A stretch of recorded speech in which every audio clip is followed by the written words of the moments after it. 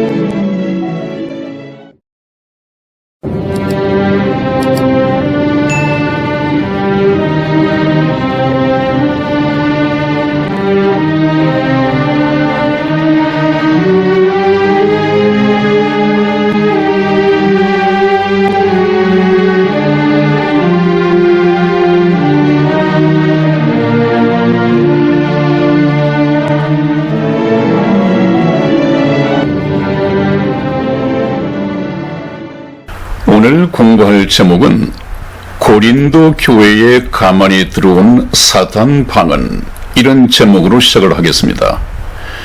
지금 오늘날 많은 사람들을 미혹하고 있는 오순절 은사주의자들이 주장하는 이 방언 기도, 또 방언, 이것이 고린도 교회에 침투했던 사단의 방언이라는 것을 다시 한번 말씀을 드리겠습니다.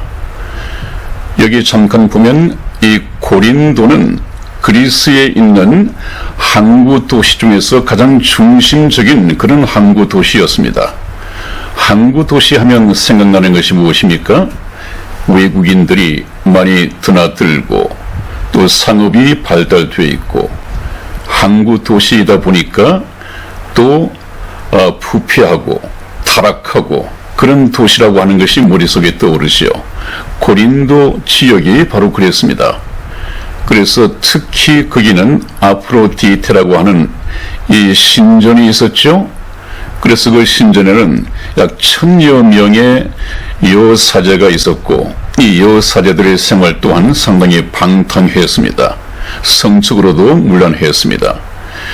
그래서 그 사원은, 아프로디테 사원은 상당히 잘 지어져 있었겠죠. 그러나 사도 바울이 지금 고린도 교회를 설립할 당시에는 그럴듯한 교회 건물이 없었습니다. 아마 그리스도인들이 예배를 드리기 위해서 그리스도인이 제공하는 어느 큰 방이나 아니면 그리스도인의 어떤 가게에서 예배를 드렸을 것입니다. 상당히 사원에 비하면 초라했겠죠. 그러나 이것이 이제 교회로서 하나님의 말씀이 싹트기 시작하니까 그걸 사탄이 놓칠 리가 없습니다. 그런데 마침 이 고린도 교회가 시작 단계에 있었기 때문에 교인들의 믿음이라고 하는 것은 말씀 위에 튼튼하게 서 있지 못했을 것이란 말이죠.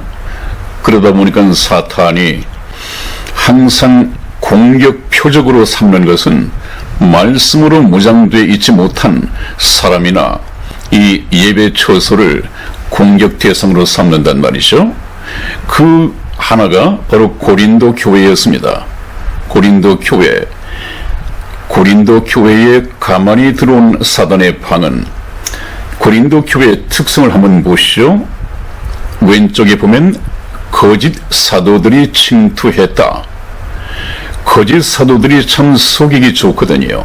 왜냐하면 아직까지 말씀으로 무장되어 있지 못하기 때문에 영적인 분별력도 없을 테고 또 그럴싸한 인본주의적인 가르침을 만들어서 그들에게 침투하면 쉽게 말려들 거란 말이죠. 미혹을 받을 거란 말이에요. 그래서 거짓 사도들이 사도 바울을 사도가 아니라고 사도권을 부인을 했습니다. 그래 놓고는 교회 안에 이제 교인들끼리 서로 파벌을 만들어서 싸우게 한 것이죠. 그래서 나는 아볼로에게, 나는 바울에게, 나는 게바에게, 나는 그리스도에게 속한 자다. 그래서 전부 다 이 파벌을 만들어서 싸우게 했습니다. 거기에 말려들었단 말이죠. 말려들 수밖에 없는 이유는 성경 말씀을 믿는 믿음이 없으니까 믿음 안에서, 그리스도 안에서 온전히 하나가 될 수 없었다 하는 이런 취약점을 가지고 있었습니다. 거기다가 시장에서 파는 우상의 재물을 먹었다고 문제를 삼고, 또 이들은 바울이 고린도에 오지 않을 것이라고 믿었고, 그래서 이 고린도 교회를 이 사단의 거짓 사도들이 침투해서 접수하고 왕노릇하려고 했던 것입니다. 참 먹잇감이었죠. 왜 먹잇감이었느냐 하면 고린도 교회의 믿음이 어떠했는가? 고린도 교회가 참 은사도 많이 받았지만은 이 상당히 미약한 그런 믿음을 가지고 있었습니다. 그것은 성경 말씀이 얘기하는 것이죠. 사도 바울의 말씀을 성경을 통해서 확인하겠습니다. 고린도 전서 3장 1절에서 2절까지 말씀을 제가 읽어드리겠습니다. 형제들아, 내가 신령한 자들을 대함과 같이 너희에게 말할 수 없었어. 육신에 속한 자, 곧 그리스도 안에서 어린 아이들을 대함과 같이 하노라. 내가 너희를 저주로 먹이고 밥으로 아니하였노니 이는 너희가 감당치 못하였음이거니와 지금도 못하리라. 아멘. 그렇습니다. 이것이 단적으로 고린도 교회를 세운 사도 바울이 현재 고린도 교회의 이 믿음을 진단한 것입니다. 젖이나 먹는 유아적인 믿음의 고린도 교회, 이 말은 무슨 말입니까? 아직까지 이유식도 못했다. 그냥 어머니가 소화해서 이 먹여주는 젖만 먹고 자랄 정도이지 어떤 밥이나 단단한 식물을 먹을 만큼 믿음이 장성해 있지 못했다. 그것은 무엇입니까? 영적인 분별력이나 말씀에 대한 믿음의 확신이 없는 상태, 이런 상태를 두고 젖이나 먹는다, 그렇게 말씀을 했죠. 아직까지 젖을 떼지 못한 아주 유아적인 믿음을 가졌습니다. 사탄의 밥이죠. 사탄의 표적의 대상은 에덴 동산에서 보지 않았습니까? 아담에게는 하나님의 말씀이 정확하게 거하게 있었고, 하와에게는 하나님의 말씀이 정확하게 거하지 못했다. 그래서 하와가 사단의 공격의 표적이 되었다고 몇 번 말씀을 드렸습니다. 오늘날에도 말씀으로 영적 무장이 되어 있지 못한 사람들은 사단에게 표적으로 노출된 자들입니다. 그러다 보니까 거짓 사도들이 한 일이 무엇이냐? 고린도 교회에 침투했습니다. 제가 몇 번 말씀을 드렸죠. 굉장히 중요한 말씀인데, 거짓 사도들이 침투해서 한 것이 무엇이냐? 다른 예수를 전파했다. 예수님의 이름을 팔기는 하지만 내용은 다른 예수를 전파했다. 그들은 고린도전서 12장 3절, 고린도후서 11장 4절을 보면 예수는 그 저주를 받을 자라고 하면서 다른 예수를 전파했다, 그렇게 나와 있습니다. 예수는 저주받을 자다. 이것은 벌써 다른 예수를 전파하기 위한 밑밥을 까는 것이죠. 거기다가 다른 영을 받게 하고, 다른 영은 무엇입니까? 하나님의 영으로 말하는 자는 예수를 저주할 자라 하지 않는데도 불구하고 다른 영을 받게 했단 말이죠. 그리고 다른 복음을 받게 했다. 다른 복음. 이 다른 복음을 전하는 자는 저주를 받아 마땅한 자들이라고 하는데 다른 복음을 받게 했다. 그리고 난 후에 다른 방언을 받게 했습니다. 이 고린도 교회에 나타난 이 오늘날의 뜻을 알 수 없는 이 소리 방언은 사탄의 방언이다 하는 것을 앞으로 성경 말씀을 통해서 계속해서 말씀을 이어가겠습니다. 상당히 이해가 되실 것입니다. 다음 보시겠습니다. 네, 다른 예수, 다른 영, 다른 복음을 분별하라. 제가 여러분들에게 귀에 못이 박히도록 계속 경고해온 말씀입니다. 이것은 제가 경고하는 것이 아니라 하나님께서 하시는 경고를 제가 받아서 여러분들에게 전하는 것입니다. 고린도 후서 11장 3절에서 4절 말씀 한번 보시죠. 뱀이 그 감개로 아주 간사한 이런 계략으로 에덴 동산에서 이와를 미혹해 한 것 같이 너희 마음이 그리스도를 향하는 진실함과 깨끗함에서 떠나 부패할까 두려워하노라. 항상 에덴 동산을 언급하고 있죠. 성경 말씀이 바로 하와, 우리의 근본 조상이었던 이 하와가 뱀에게 그렇게 당했단 말이죠. 이것이 역사적 교훈이 되고 있습니다. 오늘날까지. 그 다음 4절 말씀에 만일 누가 가서 우리의 이 사도 바울 일행이 전파하지 아니한 다른 예수를 전파하거나 혹 너희에 받지 아니한 다른 영을 받게 하거나 혹 너희에 받지 아니한 다른 복음을 받게 할 때에는 너희가 잘 용납하는구나. 그렇습니다. 이것은 오늘날에도 그렇죠. 오늘날에도 신사도 운동이다. 그 다음에 또 오순절 은사주의의 방언이다. 방언 기도다. 이런 것을 가지고 얘기를 하니까 엄청난 사람들이 몰려간단 말이죠. 심지어는 이 교인들까지 몰려간단 말이죠. 그리고 거기에 미혹되고 방언을 통해서 구원을 체험했다는 등 전혀 성경적이지 못한 엉뚱한 간증을 하고 있다는 것이 문제입니다.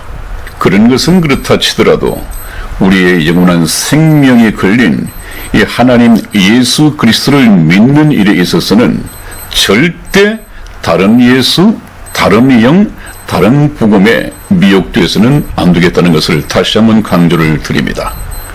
네, 그래서 사도 요한은 일찍이 성경 말씀에 그렇게 말씀을 해 놓으셨죠.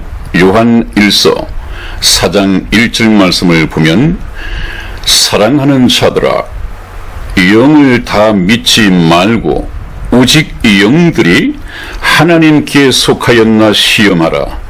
많은 거짓 선지자가 세상에 나왔음이니라. 그렇습니다. 우리가 예수 그리스도를 전파하고 복음을 전파한다 할지라도 그것을 다 그대로 믿으면 안 된단 말이죠. 그것을 분별하라. 그 영들을 반드시 분별해야 한다 하는 것을 성경 말씀에 남겨놓으셨습니다. 영들을 분별해야죠.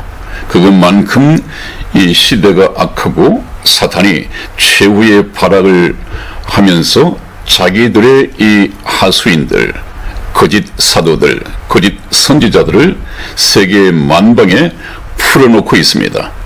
그들이 우는 사자처럼 먹잇감을 찾아서 노리고 있단 말이죠. 누가 그들의 먹잇감이 된다고요? 말씀으로 무장되지 못한 사람들. 다음 보시겠습니다. 네, 그리스도의 복음과 다른 복음의 차이는 무엇이냐 하는 것을 한번 보겠습니다. 먼저 갈라디아서 1장 6절에서 7절까지 말씀을 제가 읽어드리겠습니다. 그리스도의 은혜로 너희를 부르신 이를 이같이 속히 떠나 다른 복음 쫓는 것을 내가 이상히 여기노라. 다른 복음은 없나니 다만 어떤 사람들이 너희를 요란케 하여 그리스도의 복음을 변하려 함이라. 성경 말씀은 그렇게 얘기를 하고 있습니다. 그렇다면 그리스도의 복음은 무엇이며 다른 복음은 어떻게 다가오고 있느냐? 그리스도의 복음이라고 하는 것은 죄인이 예수 그리스도를 믿고 천국의 소망을 두고 이제는 신앙생활을 시작하는 것입니다. 그것이 그리스도의 복음이고 다른 복음이라고 하는 것은 천국의 어떤 소망과는 상관이 없습니다. 또 자신의 이 죄 문제와도 별로 상관이 없습니다. 오직 이 사람들은 인본주의적으로 기복신앙을 가르치면서 예수님을 믿으면 건강해지고 모든 일들이 만사형통되어지고 경제적으로 부자가 되고 그래서 좋은 집과 외제차를 가지게 되고 믿는 사람들은 그런 복을 받게 된다. 이렇게 여러 가지 세상 만사가 형통하는 그런 물질적인 복, 세상적인 복을 가지고 예수를 믿으면 그렇게 된다라고 얘기를 하는데 이것은 생명을 얻는, 영생을 얻는 이 복음과 굉장히 다르죠. 그리스도의 복음은 내가 성경 말씀을 보니까 죄인으로 태어났다. 죄인으로 태어났기 때문에 평생 사는 동안의 죄를 물마심같이 먹고 마시고 살다가 한 번 죽는 것은 사람에게 정하신 것이요. 그 후에는 심판이 있는데 심판을 받으면 영원한 불못신세를 면할 수 없다. 그럼에도 불구하고 나 같은 죄인을 하나님이신 예수님께서 오셔서 나의 죄값을 다 갚아주시고 내가 원한다면 얼마든지 천국에 갈 수 있는 이 구원의 길을 여셨다. 이것이 바로 그리스도의 복음입니다. 그리스도의 복음은 나의 영원한 생명과 직결되어 있는 것이고 다른 복음은 이 세상의 만사 형통과 직결되어 있는 것입니다. 그래서 저와 여러분들이 참 하나님과 그분께서 보내신 자 예수 그리스도를 안다고 한다면 그리스도의 복음을 모를 리가 없고 그리스도의 복음을 안다고 한다면 이런 다른 복음에 미혹될 수가 없는 것이죠. 다른 복음은 없나니 다만 어떤 사람들이 이 고린도 교회에 침투했던 다른 사도들이나 또 모든 교회에 침투해서 기복신앙을 가르치는 이런 목사들이 너희를 요란케 하여 그리스도의 복음, 이 영원한 생명의 복음을 변질시키려 하는 것이다. 그렇기 때문에 저와 여러분들은 이 다른 예수, 다른 복음, 다른 영, 이것을 정확하게 분별해낼 수 있는 그런 분별력을 가져야 하는데 그 분별의 기준은 무엇이냐? 무엇을 통해서 분별하느냐? 그것은 말씀이죠. 진리는 하나님의 말씀이고 진리는 참이고 사실이라는 얘기입니다. 그렇다면 진리가 아닌 것은 참이 아닌 허위이고 사실이 아닌 것입니다. 그래서 사단이 사용하는 것은 항상 비진리를 진리인 것처럼 둔갑을 시켜서 그야말로 양의 탈을 쓰고 나타나서 자기를 의의 역군으로 가장하여 자기들의 메시지를 전하는 것이고 이 진리는 성경 말씀에 나타나 있는 것처럼 우리가 참 하나님과 그분께서 보내신 자 예수 그리스도를 안다고 한다면 우리는 진리에 무장할 수 있습니다. 진리의 말씀으로서 영적인 무장을 하고 있습니다. 그렇게 되면 이 다른 복음, 다른 예수, 다른 이 영에 속아 넘어갈 리가 없는 것이죠. 다음 보시겠습니다. 네, 그래서 저와 함께 천국 복음 열차를 같이 승차하시고 천국을 향해서 여행하시는 모든 승객 여러분들은 성경 해석에 굉장히 조심을 해야 됩니다. 하나님의 말씀을 제대로 해석을 하지 못하면 엉뚱한 그런 결과를 낳는단 말이죠.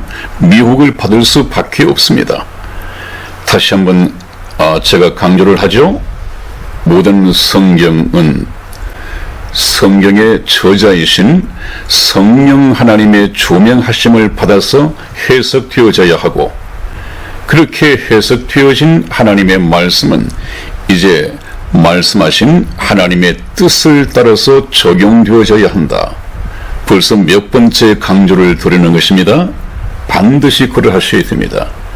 성경 해석 방법은 이경 해경이어야 한다.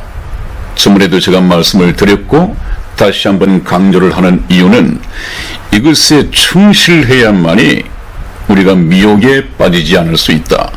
그렇기 때문에 말씀을 다시 강조하는 것입니다. 베드로 후서 1장 20절에서 21절 말씀. 먼저 알 것은 성경의 모든 예언은 사사로이 풀 것이 아니니 예언은 언제든지 사람의 뜻으로 낸 것이 아니요 오직 성령의 감동하심을 받은 사람들이 하나님께 받아 말한 것임이라. 성경의 이 저자는 인간이 아니라고 그랬죠? 약 40여 명의 기록자들은 그야말로 하나님의 말씀을 받아서 말한 기록자에 불과하다. 그러면 이 성경 말씀의 저자는 누구이냐? 그분은 바로 성령 하나님이다. 그렇게 말씀을 드렸습니다. 이것을 반드시 명심하셔야 됩니다. 그래서 성경을 이경, 해경으로 해석해야 한다고 하는 것은 성경은 성경으로 해석되어져야 한다. 그 말은 무엇입니까? 성경은 짝을 맞추어서 짝을 찾아서 해석을 해야 한다. 그렇게 말씀을 드렸습니다. 그래서 제가 성경 말씀을 여러분들에게 공부할 때는 항상 이 성경 말씀에 해당하는 다른 성경을 가지고 와서 짝을 이루어서 말씀을 드리죠. 설교는 특히 더 해야 됩니다. 그러면 어떤 일이 생깁니까? 여기서 짝을 찾아오고 저기서 짝을 찾아오고 또 여기서 짝을 찾아와서 여러분들 그 퍼즐 게임이라는 걸 잘 아시지 않습니까? 부분적인 어떤 그림을 전부 다 찾아서 하나하나 맞추다 보면 그 퍼즐을 만든 사람의 그림이 나타난단 말이죠. 성경도 마찬가지입니다. 성경 말씀도 제목 하나 달랑 걸어놓고 목사가 자기 생각을 이렇게 저렇게 보태서 말하면 그대로 성경 말씀을 공부하지 않은 사람들은 또 해석 방법을 모르는 사람들은 그것을 그대로 믿는단 말이죠. 그렇게 되면 목사의 말 장난에 놀아날 수밖에 없는 것이다. 성경 말씀도 하나님의 뜻을 따라서 적용하다 보면 퍼즐이 맞춰지고 퍼즐을 맞추다 보면 여기 이 토막의 말씀, 이 토막의 말씀, 이 토막의 말씀을 한 곳에 모아 보니까 하나님이 이 말씀을 통해서 나타내고자 하는 메시지가 무엇인가 하는 것이 하나님의 뜻이 나타나는 거구나. 그랬을 때 그 뜻을 우리가 받아야만이 하나님께서 말씀하시는 뜻이고 메시지라는 것을 우리가 이해를 해야겠습니다. 성경 말씀은 이경, 해경이어야 한다. 어떤 말씀 가운데에서 달랑 제가 제목 설교, 주제 설교 이거 조심하라고 했죠. 반드시 성경은 이경, 해경이어야 하고 강해 설교가 되어야 한다. 강해 설교는 하나님께서 말씀하시고자 하는 어떤 문장의 처음과 끝이 있습니다. 우리나라의 말도 흔히 하는 말로 한국말은 처음부터 끝까지 잘 들어봐야 한다 라고 말하듯이 하나님의 말씀 또한 그렇습니다. 하나님의 말씀은 처음과 끝이 있습니다. 그것을 오늘의 본문 삼아서 말씀을 드려야만이 명확하게 하나님의 정확한 의도가 나타난다. 그것을 우리가 한번 공부해 보겠습니다. 이것이 얼마나 우리나라에서 무시되어지고 있고 그냥 제목 설교 단랑 하나 딴 이 주제 설교가 판을 치고 있는지, 그래서 얼마나 많은 성경의 오류를 낳고 있는지 이것을 한번 잠깐 공부해 보도록 하겠습니다. 다음 보시겠습니다. 네, 지난번 한 2시간에 걸쳐서 말씀을 드렸죠. 오늘날 오순절 은사초이 이 사탄의 방언 기도 창시자인 찰스 포스 퍼헨 목사의 이 성경 해석 오류, 이 성경 해석의 오류가 나오는 것이 무엇이었습니까? 불신자의 영은 사후에 소멸된다. 아담과 이브는 다른 인종이다. 처음 창조된 인종은 혼이 없었다. 혼이 없는 사람들은 홍수 때 다 죽었다. 방언받은 자들만이 그리스도의 신부이다. 방언하는 자들만이 재림 때 권세를 받는다. 방언하는 자들만이 휴가 된다. 이것이 얼마나 비성경적인가 하는 것은 하나하나 성경 말씀을 가지고 증거해 드렸죠. 말로서는 예수님을 얘기를 하고 휴거를 얘기하고 합니다만은 전혀 성경과 다르단 말이죠. 이 사람은 참 하나님과 그분께서 보내신 자 예수 그리스도를 깨닫지 못하고 있는 사람이 틀림이 없습니다. 성경 말씀은 정말 금방 말씀드린 것처럼 성령님의 조명하심을 받아서 해석되어져야 하고, 그 해석되어진 성경 말씀은 하나님의 뜻을 따라서 적용되어져야 한다. 그래야만이 온전한 이 신앙생활을 해갈 수 있습니다. 다음 보시겠습니다. 네, 지금 왼쪽 오른쪽 두 분 목사님, 여러분들이 너무도 잘 아시는 그런 목사님이시죠. 왼쪽의 조용기 목사님은 세계에서 단일 교회로서는 가장 많은 교인들을 가지고 있는 그런 대형 교회 목사님이시고, 오른쪽 대전에 이 중문 교회를 심우하고 있는 장영동 목사도 상당히 큰 교회를 가지고 있을 것입니다. 그런데 이 참 한국의 대표적인 목사급에 해당하는 두 분이 성경을 어떻게 해석하고 있는지 한번 보십시다. 꼭 같은 고린도전서 14장 18절의 이 본문 말씀을 가지고 설교 제목을 방언의 유익이다, 이런 제목으로 말씀을 설교를 하고 있단 말이죠. 과연 이 말씀이 그 내용인가 하는 것을 우리가 성경을 통해서 같이 한번 생각을 해 보겠습니다. 먼저 본문을 제가 읽어드리죠. 고린도전서 14장 18절 말씀, 내가 너희 모든 사람보다 방언을 더 말함으로 하나님께 감사하노라. 이것만 곤란해서 딱 제목으로 삼으면 그럴싸합니다. 방언의 유익을 달아도 이상할 것이 없습니다. 사도 바울이 고린도 교인들 너희 모든 사람보다 내가 방언을 더 많이 함으로 하나님께 감사하다, 이렇게 얘기를 하니까 물론 두 분 목사뿐이 아닐 겁니다. 다른 목사들도 그럼 사도 바울이 그렇게 위대한 사도가 되기까지는 방언의 유익이 있었구나, 이렇게 해석을 하고 있는 것 같단 말이죠. 이것하면 얼마나 오류를 범하는 것입니까? 여러분, 지금 이 사도 바울이 방언의 유익에 대해서 말하고 있는 것으로 보입니까? 그렇게 생각하겠죠. 의심할 바 없는 대형 교회 목사님, 훌륭한 목사님이 그렇게 제목을 다니까, 또 그 말씀을 보니까 그렇게 생각이 되겠죠. 그래서 제가 말씀드리는 것이 제목 설교와 강해 설교가 차이가 드러나는 전형적인 예 중의 하나이다. 사도 바울의 말의 뜻을 제대로 이해를 하려면 이것은 그 구절만 따낼 것이 아니라 본문 적어도 14장 1절에서 19절 말씀을 다 읽고 난 다음에 메시지의 핵심을 찾아내야 합니다. 여기 지금 사도 바울이 말하는 방언은 오늘날 얘기하고 있는 그 사탄의 방언이 아닙니다.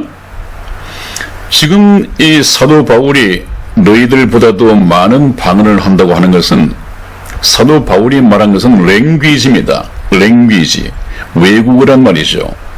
사도 바울은 4개인가 6개인가는 모르지만은 그래도 고린도 교인들보다 많은 여러 나라의 말을 할 수 있단 말이죠. 그것을 지금 얘기하고 있는 것입니다. 그것을 성경에서는 고린도 교회에 방언할 때 이 혀라고 하는 이 텅스가 있고 그냥 텅이 있습니다.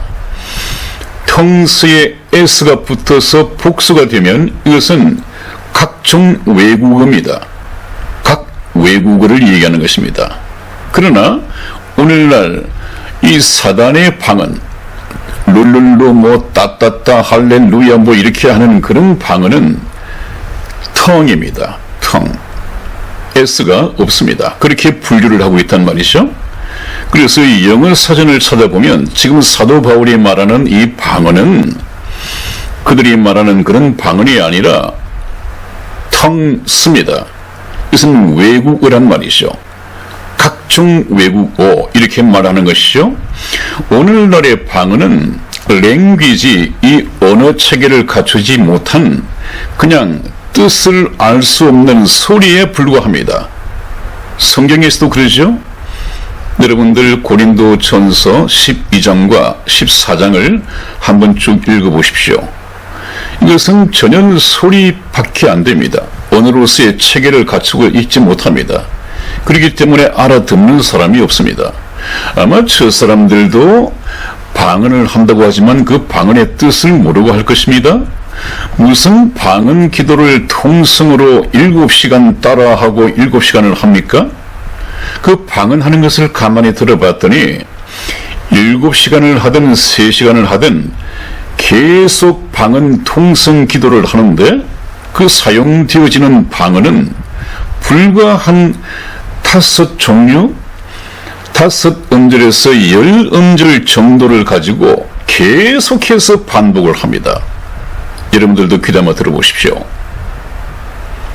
적어도 하나님께 드려지는 이 방언 기도라면 그렇게 중언부언 7시간 동안 꼭 같은 5음절에서 10음절까지의 방언을 계속 되풀이합니다. 듣는 사람도 알아들을 수가 없을 것입니다. 그러니까 반드시 통역을 하라고 합니다만은 지금 사도 바울이 얘기하는 것은 랭귀지라고 그랬죠. 이것은 언어입니다. 외국어입니다. 다음 시간에 그것을 우리가 고린도 전서를 좀 공부하면서 다시 말씀을 드리겠습니다.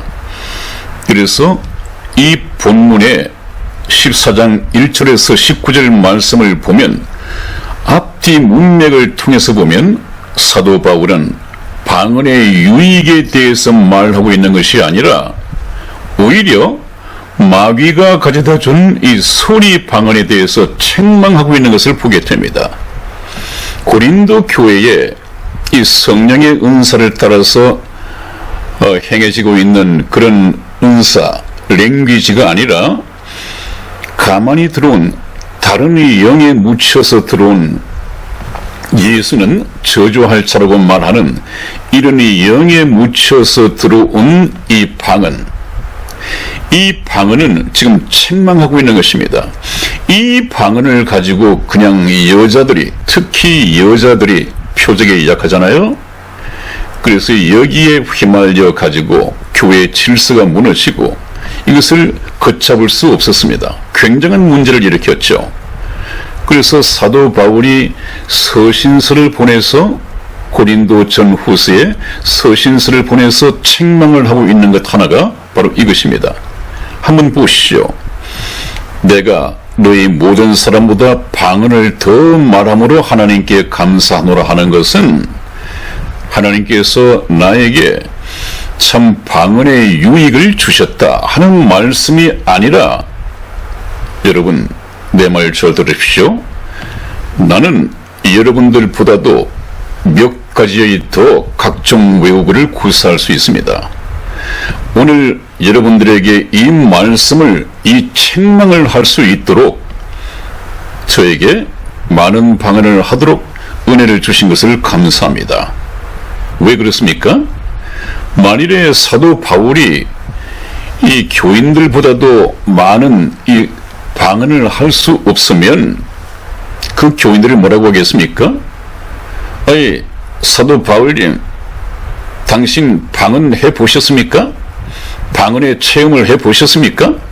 방언의 체험을 하지 않았으면 말씀을 하지 마십시오. 우리는 체험을 한 사람들입니다. 그러겠죠. 그러니까 사도 바울이 먼저 나는 너희들보다도 더 많은 방언의 체험을 한 사람이다. 한 사람이기 때문에 너희들에게 책망할 수 있는 거야. 그렇게 책망할 수 있도록 많은 방언을 하도록 해주신 하나님께 감사노라, 그런 뜻입니다. 전혀 다르죠. 제 말씀이 맞는지 저 두 분 목사님의 말이 맞는지 여러분들 성경 본문 14장 1절에서 19절까지의 말씀을 읽어보시고 스스로 판단하시면 그것이 자기 것이 될 것입니다. 또 다음 보시겠습니다. 네, 여러분 여기에서도 조용기 목사는 로마서 8장 26절에서 28절 말씀을 가지고 방언은 자신을 치료하는 기도예요 라는 제목으로 또 설교를 하고 있습니다. 또 오른쪽에 저 김로기 박사신가요? 방언 기도의 유익이다 하는 이런 제목으로 얘기를 하고 있습니다. 한번 보시겠습니다. 로마서 8장 26절에서 28절 말씀은 어떤 것인가 한번 보시죠. 이와 같이 성령도 우리 연약함을 도우시나니 우리가 마땅히 빌 바를 알지 못하나 오직 성령이 말할 수 없는 탄식으로 우리를 위하여 친히 간구하심이니라.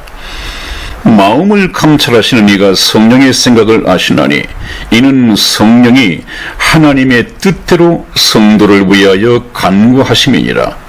우리가 알거니와 하나님을 사랑하는 자 곧 그 뜻대로 부르심을 입은 자들에게는 모든 것이 합력하여 선을 이루느니라. 왼쪽에 조용기 목사님, 오른쪽에 김로기 박사님. 이 본문 말씀에 방언 기도라는 말이 한 번이라도 들어가 있습니까? 방언이란 말이 어디서 나왔죠? 모든 기도는 전부 다 방언 기도입니까? 텅이 있고 텅스가 있다고 하지 않았습니까? 랭귀지가 있고 랭귀지 않은 소리가 있단 말이죠. 지금 여러분들이 말하는 것은 방언, 텅이고 또 랭귀지가 아닌 뜻을 알 수 없는 소리, 이것을 방언이라고 말을 하고 있는데 이것은 사탄의 것입니다. 성경에 거의 외면당하고 있습니다. 고린도 전후서에 나오는 이 방언을 가지고 영어 성경을 한번 보십시오. 거의 대부분이 텅스로 되어 있습니다. 또 랭귀지로 되어 있습니다. 텅으로 되어 있는 것이 전부 다 몇 개인가 한번 보십시오. 그나마도 그것은 책망의 대상이었습니다. 그건 성령의 은사가 아니라는 거죠. 사도 바울이 어떻게 성령의 은사를 책망하겠습니까? 자, 지금 금방 읽은 본문에는 방언이다, 방언 기도란 말은 한마디도 없을 뿐 아니라 이것은 예수님의 중보 사역에 관한 얘기입니다. 중보 기도에 관한 문제입니다. 항상 예수님께서는 하나님과 사람 사이에 단 한 분 계신 중보자이시고 중보 사역을 하고 계시죠. 그래서 오늘 이 본문 말씀을 자세히 설명할 시간이 없습니다만은 그 무엇이 있습니까? 이와 같이 성령도 우리 연약함을 도우시나니 믿음의 연약함입니다. 우리가 마땅히 빌 바를 하나님께 마땅히 빌어야 할 바를 알지 못하지만은 우리가 하나님께 마땅히 빌어야 할 것은 우선 구원받지 못한 사람들은 우리 죄를 하나님께 고백드리고 죄를 씻음받도록 이 성령께서 역사해 주시고 예수 그리스도의 십자가 복음을 깨닫게 해주시고 이런 것을 하나님께 빌어야 할 텐데 아까 말씀처럼 그냥 기복신앙, 예수 믿고 이 세상에서 물질적인 축복을 주시고 건강의 축복을 주시고 만사 형통의 축복을 주시고 이런 것을 빌고 있단 말이죠. 그러니까 예수님께서 마땅히 당연히 하나님께 빌어야 할 것은 이것인데 너희들은 하나님의 뜻이 아닌 이 세상 것을 구하기 위해서 하나님께 빌고 있구나. 마땅히 빌 바를 알지 못한다. 믿음이 연약하기 때문에. 그래서 하나님께서 예수님께서 대신 탄식하면서 기도해 주시고 저와 여러분들에게 어떤 것을 기도해야 할지, 그런 사람들 참 많겠죠? 기복신앙에 빠진 그런 교인들, 매주 토요일에 로또 복권을 사서 하나님 이번에 이 복권 당첨하게 해 주셔서 돈 걱정하지 않도록 해 주시고 물질적인 축복을 부어 주시옵소서. 이런 것을 빌고 있단 말이죠. 믿는다고 하면서. 구원받지 못한 사람은 구원을 빌어야 할 것이고, 구원받은 사람은 이제 하나님의 일을 위해서 어떤 일을 감당해야 할지 사명을 구하고, 그 사명 완수를 위해서 또 하나님께 능력을 구하고, 이렇게 해야 할 텐데 하나님을 아버지 그리고 하나님이라고 부르면서 구하는 것은 세상 욕심을 구하고 있단 말이죠. 이것을 하나님께서 탄식하신다는 얘기인데, 무슨 방언은 자신을 치료한다는 말이 어디에 있습니까? 여러분들 이 본문 말씀에서 발견이 됩니까? 아멘이 됩니까? 그런데도 조용기 목사가 설교를 하면 그냥 아멘 하면 또 얼마나 많은 군중 교인들이 있습니까? 떠나갈 듯합니다. 여러분, 성경 말씀을 봐야 합니다. 오른쪽에 방언 기도의 유익, 이것도 이 본문이 말씀하는 내용이 아니죠. 다음 보시겠습니다. 네, 자꾸 조용기 목사님을 공격하는 것 같아서 미안한데요, 그것이 문제가 아니라 조용기 목사님은 참 명성이 높으신 분이고 믿고 따르는 이 교인들이 얼마나 많이 있습니까? 책임감을 느끼고 자신의 이 설교 내용이 성경적인가 하는 것을 먼저 좀 검증을 해보고 난 후에 설교를 했으면 믿고 따르는 이 영혼들이 미혹당하지 않겠다는 생각에서 제가 말씀을 드리는 것입니다. 또 고린도전서 14장 39절에서 40절까지 이 말씀, 또 제목을 달기를 방언기도 유익이 무엇인가 라는 이 제목으로 설교 내용이 나와 있습니다. 이것은 14장 39절 40절 말씀을 한번 보시죠. 그런즉 내 형제들아, 예언하기를 사모하며 방언 말하기를 금하지 말라. 모든 것을 품위 있게 하고 질서 있게 하라. 여기 나와 있는 방언 말하기를 금하지 말라. 금하지 말라고 하는 것은 상당히 소극적인 권면이죠.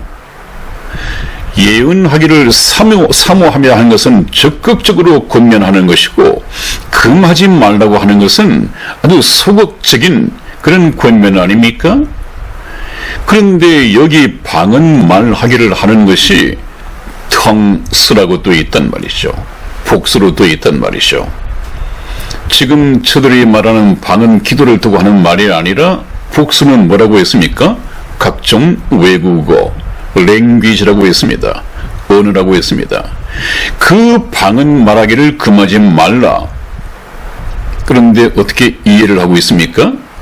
자신들이 지금 하고 있는 현대판 이 사탄의 방언으로 이해를 하고 있습니다. 이걸 구분하지 않는 것인지 못하는 것인지는 모르겠습니다만은 못하니까 그러겠죠.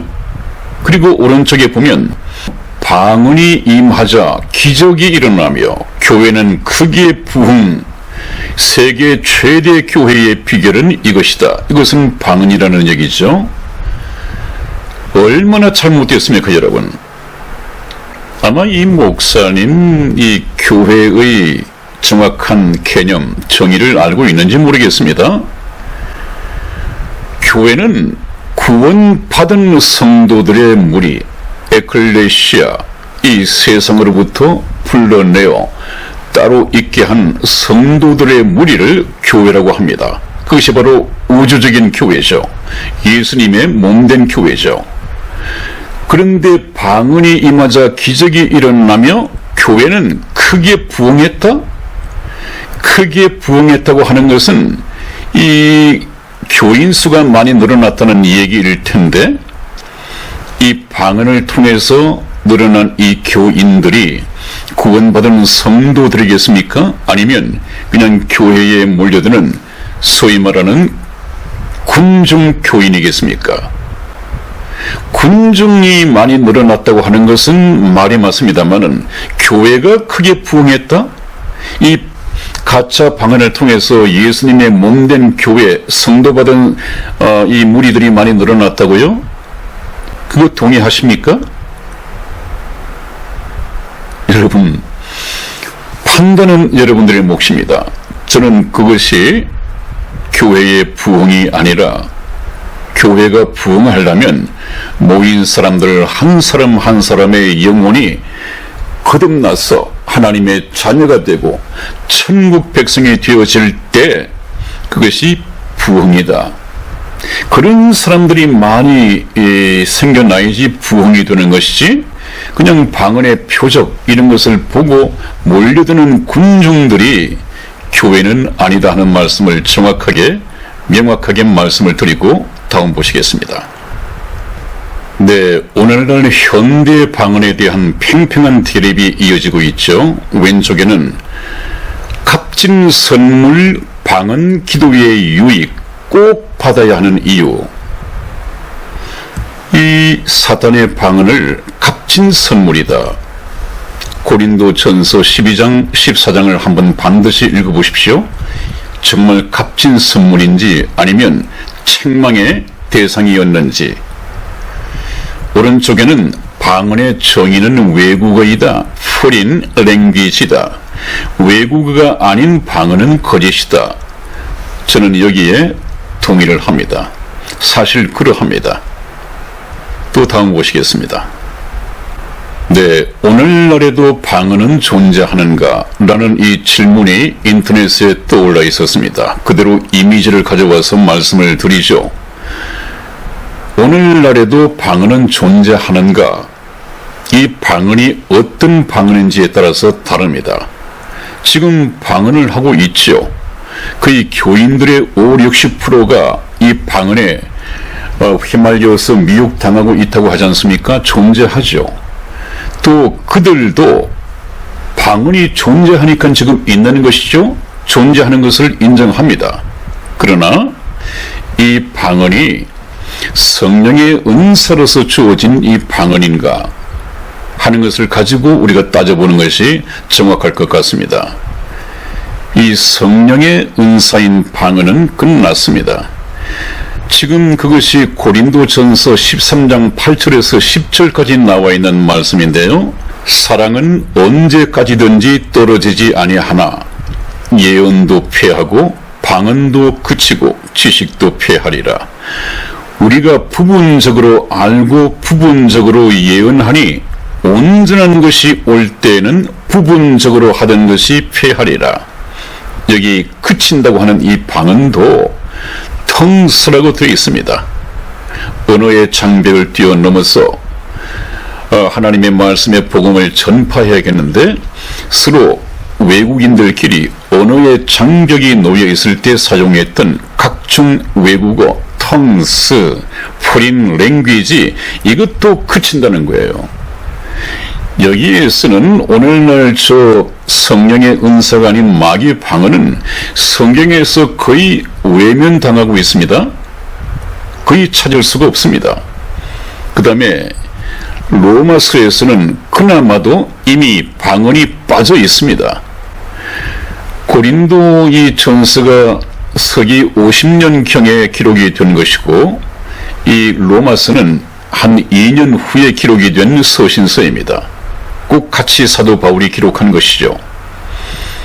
로마서 16장 6절에서 8절까지 시간 관계상 읽지를 않겠습니다.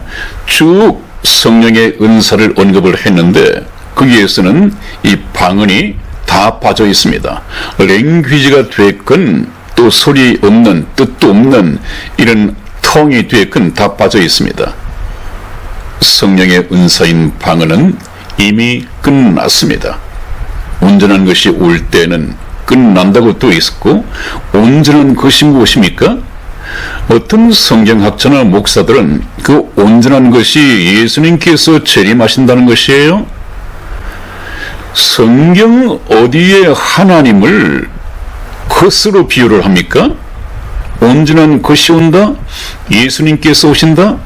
예수님의 재림을 것으로 이렇게 표기한다고요? 성경 말씀에? 그 사람은 제가 볼 때 예수님을 인격적으로 만나지 못한 사람입니다. 인격적으로 만나야 합니다, 여러분. 그래서 이것은 금방 말씀드린 것처럼 부분적으로 하던 것이라고 하지 않습니까? 부분적으로 예언하던 것이 끝이 난다. 왜 그렇습니까? 성경 말씀이 완성되기 전까지는 잠시 후에 일어날 장래 일을 주 여호와께서는 자기의 비밀을 그 종 선지자에게 보이지 아니하시고는 결코 행함이 없으시니라. 그렇게 기록이 되어 있습니다. 그러나 잠깐 후에 일어날 그런 일들은 선지자를 통해서 말씀하셨지만은 성경이 지금 완성되었다고 하는 것은 새 하늘과 새 땅이 나타나고 처음 하늘과 처음 땅이 없어지고 새로운 예루살렘이 내려올 때까지 다 기록이 되어 있습니다. 부분적으로 예언할 필요가 없습니다. 부분적으로 예언하던 선지자도 필요 없습니다. 그런 뜻 아닙니까? 온전한 것. 이것은 예수님의 재림이 아니라 성경 말씀이 완성될 때입니다. 그 이해가 되시겠죠? 다음 보시겠습니다. 네, 그래서 제가 말씀드리는 것은 우리나라의 훌륭한 대형교회 목사가 되었든 세계적으로 훌륭한 목사가 되었든 일찍부터 말씀을 드렸고 이 문제도 언급을 했었습니다. 목사를 믿지 말고 말씀을 믿으세요. 목사를 믿지 말고 예수님을 믿으세요. 또 예수님의 말씀을 정확하게 전하면 목사를 믿지 말고 예수님과 말씀을 믿으세요 하는 것을 여러분들이 정말 머리에 새기시고 이 말씀을 따라서 우리가 공부를 해나가야 됩니다. 왼쪽에 릭 와렌 목사다 하는 사람 잘 아시잖아요. 미국의 6번째인가 큰 새들백 교회를 심무하고 있는 이 릭 와렌 목사, 굉장히 유명한 목사죠. 이 목사가 저술한 목적이 이끄는 삶이란 책이 있었는데 아마 조엘 오스틴 목사의 긍정의 힘이라는 이 책과 함께 굉장한 베스트셀러가 됐었죠. 특히 세계적으로 우리나라에도. 그런데 이 목사가 어떤 사람이냐 한번 보시겠습니다. 이 릭 워렌 목사는 오바마와 또 왼쪽에 어떤 사람인가는 모르겠습니다만은 아마 정치적 거물이겠죠. 가운데 서서 아주 자기가 대통령 같고 오른쪽에 손을 들고 있는 오바마는 바로 동생 정도로 보입니다. 그것만큼 의젓하죠. 의젓하다는 얘기는 자기가 기죽을 필요가 없다는 그런 자부심을 갖고 있다는 말씀이겠죠. 저 릭 워렌 목사가 오바마 대통령 제2기 취임식 때 그 축도를 한 목사입니다. 오른쪽에는 그 릭 워렌 목사가 로마 이 천주 교황과도 굉장히 잘 지내죠. 왜 그렇다고 했습니까? 같은 일루미나티 소속입니다.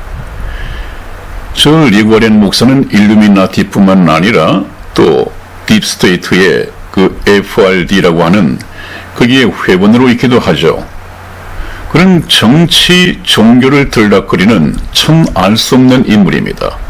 그런데도 훌륭한 목사다. 훌륭한 목사이기 때문에 그 목사가 저술한 목적이 이끄는 삶이란 책이 베스트셀러가 되고 우리나라의 목적이 이끄는 삶이라는 이 세미나가 거의 교회마다 계획이 되고 실시가 되었었습니다. 일대 붐을 일으켰죠. 다음 보시겠습니다.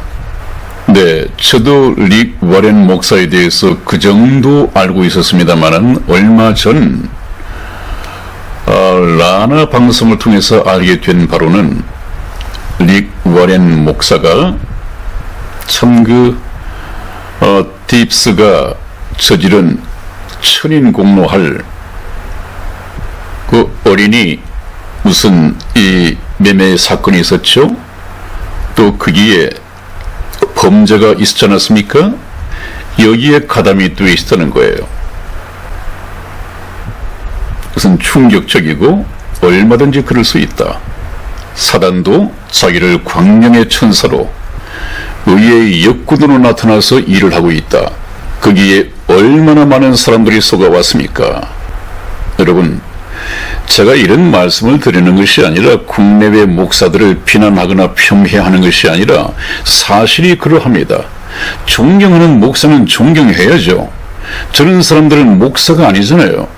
사탄의 하수인들이지 않습니까? 하나님의 뜻은 아담 안에서 죽어진 영혼을 살리는 것이 하나님의 뜻이잖아요. 저런 사람들은 죽이고 있단 말이죠. 비난받아야죠. 예수님이 오셔서도 심판하시거나 비난받을 것입니다. 자, 다음 말씀 보시고 마치겠습니다. 네, 그래서 예수님께서는 이 세상에 그 누구도 사람을 믿어서는 안 된다. 목사를 믿지 말고 주님과 말씀을 믿어라. 그것을 사도행전 20장 32절에 나와 있습니다. 제가 읽어드리면서 마치겠습니다. 지금 내가 너희를 주와 및 그 은혜의 말씀께 부탁하노니 그 말씀이 너희를 능히 든든히 세우사 그렇게 하심을 입은 모든 자 가운데 기업이 있게 하시리라. 누구에게 부탁한다고요? 예수님과 그 은혜의 말씀께 부탁하노니 구원받은 성도들, 또 구원받아야 할 자들, 그 말씀이 너희를 능히 든든히 세우사, 세우는 것은 말씀입니다. 저런 방언이나 사도행전 선포 기도가 아니고 하나님의 말씀입니다. 말씀. 여러분, 오늘 시간이 많이 갔습니다. 또 다음 시간에 한 번쯤은 더 이 방언에 대해서 고린도 교회 중심으로 말씀을 좀 나눠야 할 것 같습니다. 그리고 결론을 맺도록 하겠습니다. 다음 시간에 뵙겠습니다. 안녕히 계십시오.